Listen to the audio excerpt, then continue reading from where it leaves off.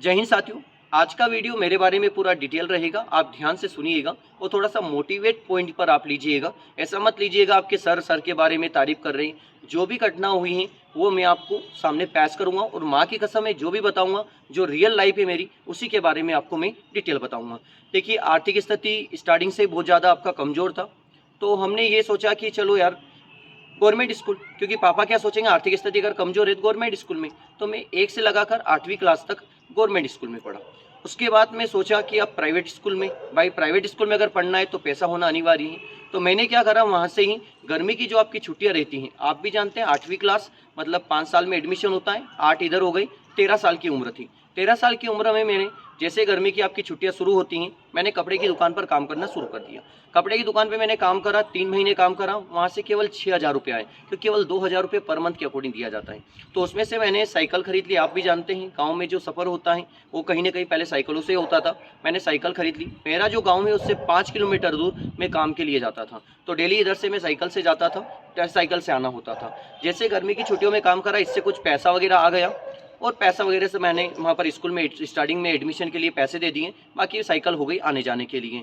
बात ये थी, जब मैं क्लास में गया तो वहाँ पर स्टार्टिंग ही दिन था और हमारे जो प्रिंसिपल है, आज मैं यहाँ खड़ा हुआ हूँ, तो हमारे जो प्रिंसिपल है वही मेरे लिए भगवान की तरह हैं। पहले माता पिता, और माता पिता के बाद में अगर नाम आता है तो हमारे जो प्रिंसिपल हैं वही हमारे लिए एक भगवान की तरह हैं। क्योंकि उनने एक दिन क्लास में बोला था कि अमेरिका में भाई ऐसी हालत होती है कि भाई 14 साल की उम्र में बच्चा खुद कमाता है और भाई खुद पढ़ाई करता है। मैंने भी दिमाग में ये सोचा कि अपन भी कमा भी सकते हैं, साथ में अपन अपना खर्चा खुद उठा सकते हैं और अपन अच्छी तैयारी भी बेहतर तरीके से स्कूल में कर सकते हैं। मैंने क्या करा फिर कि गाँव से आना जाना रहता था, 3 किलोमीटर दूर ले जाना होता था। तो मैंने सोचा कि यदि अगर अपनी कैन अगर अपन लेकर जा रहे 3 किलोमीटर, तो क्यों ना गांव में भी सबको बताया जाए कि मैं सभी की दूध की कैनें ले जाऊंगा, जिससे मुझे कुछ चार्ज मिलेगा और कुछ राशि मिलेगी, उससे मैं कोचिंग का फीस और स्कूल का फीस आसानी से भर पाऊंगा। तो मैंने क्या करा कि साइकिल एटलेस थी सही, उसमें मैंने 8 जनों से आपस में बातचीत करी। उनने बोला कि हम आपको 100 रुपये देंगे, किसी ने बोला हम आपको 150 रुपये देंगे, आप ले जाना शुरू कर दीजिएगा। तो वहाँ से आपको 800 से 1,000 रुपये समथिंग आ जाते थे। उससे मैं आराम से स्कूल की फ़ीस भर देता था और डेली मेरा आना जाना रहता ही था। स्कूल जाना तो इधर से दूध ले जाना, केने खाली वहाँ रख देना, फिर रिटर्न 12 बजे आ जाना, शाम को जाना अपना दूध लेकर तो साथ में उनकी केने भी ले जाना। ऐसे करके मैंने कैसे भी करके 12वीं को पास कर लिया। अब आप भी जानते हैं, यदि अगर आप एक काश्तकार और एक गरीब फैमिली से हैं तो आपको नाइट में खेत पर भी जाना पड़ता है। मैंने खेत का भी सारा काम कर रखा है, भाई दवाई कैसे छिटकते हैं, क्या होता है, कैसे क्या गेहूँ बोए जाते हैं, सारा डिटेल, और जितना मेहनत हो पाए उतना मेहनत करा। लेकिन मैंने केवल लाइफ में एक बात सोच रखी थी कि एजुकेशन को कभी कमज़ोर नहीं होने देना है। क्या सोचा था मैंने, एजुकेशन को कभी कमज़ोर नहीं होने देना है। भले दिन रात मेहनत कर लो, आज आर्थिक स्थिति अपनी कमज़ोर है तो इतनी कम उम्र में मेहनत करना पड़ रहा है, लेकिन मेहनत कर लेंगे, लेकिन पढ़ाई को सीरियस ही लेना है। तो मैंने 8th क्लास से पढ़ाई को और ज़्यादा सीरियस ले लिया कि भाई अब पढ़ना है तो मतलब बेहतर ही पढ़ना है। ऐसे करते करते मैंने 12th पास करी। उसके बाद में मैं सिटी में प्रवेश करता हूँ और वहाँ पर जाकर मैंने सोचा कि अब भी अपने को खुद कमाना है और साथ में पढ़ाई जारी रखना है और अब लाइफ में कुछ कर दिखाना है। लेकिन मैंने जब सोचा ही तो मेरे मन में एक ही विचार आया कि यदि अगर आर्थिक स्थिति कमज़ोर है तो इसके साथ में और भी ऐसे कुछ बच्चे होंगे, मेरे दोस्त होंगे जिनकी आर्थिक स्थिति कमज़ोर होगी, उनको कैसे ऊपर उठाया जाए। मैंने सोचा एक काम करते हैं, अपन कोचिंग सेंटर ओपन करते हैं और वहाँ पर जितने भी गरीब बच्चे रहेंगे या लाइफ में कुछ बच्चे कुछ करना चाहते हैं उनको सही साइड अपन गाइड करेंगे और गाइड करने के बाद उनको सही दिशा बताएंगे, जिससे शायद वो भी लाइफ में सक्सेस हो जाए।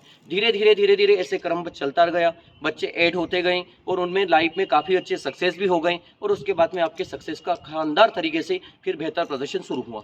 तो यहाँ पर जाने के बाद में मुझे सबसे बड़ा ये गर्व होता है कि भाई मैं लाइफ में किसी की मदद तो कर पा रहा हूँ। अगर मुझे पैसा ही अगर कमाना होता, पैसा ही अगर मैन होता तो मैं और कोई रास्ता चुन सकता हूँ। लेकिन सबसे बड़ी बात तो ये थी कि मुझे उन बच्चों को बाहर निकालना था जो ये सोच रहे हैं कि मैं लाइफ में कुछ नहीं कर सकता हूँ, मेरी आर्थिक स्थिति बहुत ज़्यादा तंगी वाली है, मैं लाइफ में कुछ भी नहीं कर सकता। उन बच्चों को ऊपर लाना, जो बच्चे डिप्रेशन में चल रहे हैं उनको बाहर निकालना, जिनका आर्थिक स्थिति कमज़ोर है उनको पैसे में कहीं वगैरह छूट वगैरह देना, ऐसे करके कहीं ना कहीं उनका सपोर्ट करके उनको आगे लेकर आना। और उसी का परिणाम आज आप देख रहे हैं, जिन बच्चों का आर्थिक स्थिति कमज़ोर भी रहता है उनको मैं कहीं ना कहीं एडजस्ट कर लेता हूँ। और कोचिंग की फ़ीस के बारे में भी अगर आप सुनेंगे तो आप अच्छी तरह से जानते हैं कि आज रतलाम में सबसे सस्ती अगर कोचिंग अगर आप देखोगे तो आपका सक्सेस ही रहेगा, क्योंकि 410 रुपये पर मंथ के अकॉर्डिंग पढ़ाया जाता है बच्चों को। फिर मैं सीट वगैरह देता हूँ तो 350 रुपये समथिंग आपका फीस उन बच्चों से लिया जाता है। अब 350 फीस लिया जा रहा है।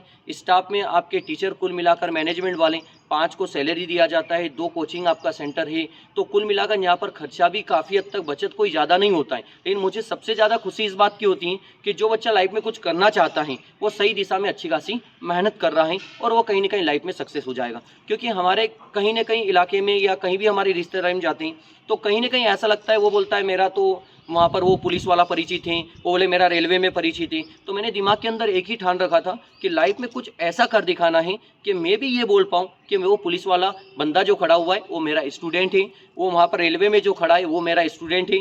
मतलब कुल मिलाकर ये होता है कि कहीं ना कहीं ऐसा लगना चाहिए अपने माता पिता को भी कि लाइफ में हमने किसी को जन्म दिया है, उसने लाइफ में कुछ कर दिखाया है। कहीं भी ज़्यादा अपनी पहचान बताने की आवश्यकता ना लगे, इसी पर मैं दिन रात लगा हुआ हूँ। और बस मुझे तो केवल एक ही चाहिए कि जितने की मैं मदद कर सकता हूँ उतने की किसी हालत में मदद की जाए। आप जानते हैं एक ग्रुप भी बना हुआ है भाई, सक्सेस सेवा संस्थान, उसमें भी हम अक्सर 1700 से 1800 उसमें कुल जुड़े हुए हैं सदस्य। उसमें भी ये होता है कि किसी को रूम चाहिए, किसी को गाड़ी बेचना है, किसी का कोई लोन वगैरह करवाना है, या किसी को कुछ भी लगता है, या नाइट में मान लीजिएगा कोई आफत आ गई, कोई परेशानी आ गई, तो वहाँ पर हमारे बच्चे द्वारा क्या किया जाता है, उनका सपोर्ट किया जाता है। तो ग्रुप भी बन रहा है, उसमें भी सपोर्ट ही है। कोई बिजनेस लाइन में अगर अच्छा बेहतर प्रदर्शन करना चाहता है तो मेरे साथ जितना हो पाता है उसका सहयोग करके मैं ऊपर उठाने की कोशिश करता हूँ। मेरा तो एक ही मकसद है, अगर आपकी आर्थिक स्थिति अगर कमजोर है तो बेटा डरने वाली बात नहीं है, 1% डरने वाली बात। आर्थिक स्थिति कमजोर है तो केवल एक बात का ध्यान रखो कि बस मेहनत में कसर मत छोड़ो, उसको थोड़ा सीरियस तरीके से निपटा लो मैटर। भाई अगर मैं बताऊंगा ना आपको कि मैं मामा के घर कब गया था, तो मामा के घर गए मुझे अभी भी 3 साल हो गए हैं, बुआ के घर हुए मुझे 2 साल हो गए हैं। घर में मेरा जाना आना जो बना रहता है वो 4-4 5-5 महीने में केवल एक बार जाता हूँ, क्योंकि मुझे अभी भी लाइफ में कहीं ना कहीं कुछ आगे बढ़ना है। जितने बच्चों की मैं मदद कर सकता हूँ उतने बच्चों की मदद कर पाऊँ, ये मेरा लक्ष्य है कि भाई जितने को हम मैं गाइड कर पाऊँ सही दिशा में। इसलिए अभी भी थोड़ा सा त्याग जरूर चल रहा है। आप भी जानते हैं लगातार क्लासें रहती हैं 16-16 20-20 घंटे, तो केवल खड़ा खड़ा ही रहना है, खड़े खड़े रहकर बच्चों को लगातार पढ़ाना ही पढ़ाना है। अभी भी पैरों में सूजन भी आ जाता है, आंखों में दर्द भी होता है, कभी नहीं सोते हैं तो भी पढ़ाना होता है। लेकिन कुल मिलाकर ये होगा कि चलो आज संघर्ष कर रहे हैं तो बच्चे कहीं ना कहीं सक्सेस तो हो जाएंगे। ये लेकर लक्ष्य लेकर मैं चल रहा हूँ। आप भी कहीं ना कहीं लाइफ में अच्छा करना चाहते हैं, अपने माता पिता का नाम रोशन करना चाहते हैं, तो बेटा अपनी परेशानी को देखकर आप पीछे मत हटो, मैं आपके साथ में खड़ा हूँ। अगर कोई परेशानी आ रही है तो आप मुझे शेयर करो, लेकिन लाइफ में कुछ कर ऐसा दिखाओ जिसमें आपको लोगों को विश्वास नहीं हो कि लाइफ में यार इतना कैसे बड़ा बन सकता है, ये इतना पैसा इतनी सेवा कैसे कर सकता है। कभी आपके बारे में कोई सोचे तो भाई ऐसा लगना चाहिए कि यार बंदे में दम है। बस मेरा यही लक्ष्य है। आज की वीडियो में बस इतना ही। जय हिंद, जय भारत।